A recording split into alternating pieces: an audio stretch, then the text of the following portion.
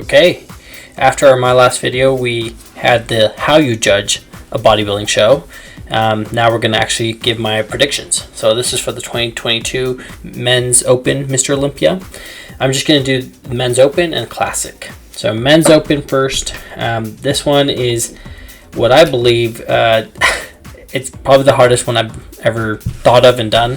So it's either because it's literally like throwing a dart and hoping it's six, because any of these could be shuffled around anyway and I wouldn't be mad. Brandon Curry could win, Ramy could win. That's honestly what I think. Again, at their best, Brandon has beat Ramy has beat Brandon, so it can go back and forth. Ramy does seem ahead and confident. He's been showing a lot of updates and he's probably going to weigh in at 295, so I'm going to have to give it to Ramy for the win. But Brandon, if they're going a little bit more aesthetic and he is bigger this time around, I don't see why Brandon would not win. So I just haven't seen as many pictures, so I don't know if he's as confident this time around, but we'll see. So I think Ramy will probably win it, even though I have Brandon written down first on my paper. Ramy probably will end up taking it, but if not, this is what I think would happen. It'd be Brandon, Ramy, Bonac, and Hadi are also, just they can go back and forth, but I'm going to put Bonac first. If he's really back to his old self, he'll beat Hadi. He's just a little bit bigger. Then Nick, and then Hunter. I think Nick would end up beating Hunter, even though Hunter's shape's a little prettier. And then Derek Lunsford. Then Ian.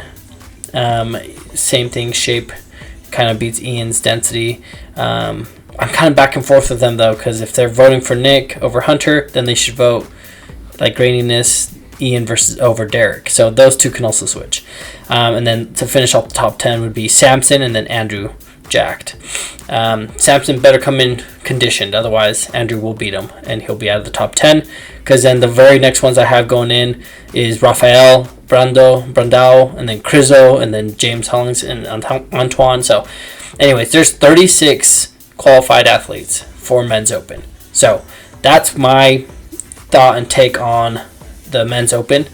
And like I said, it can go any way. It can go Ramy, Hadi, Brandon, Bonac. I wouldn't, honestly, I wouldn't be surprised if even Nick or Hunter come up to top 3.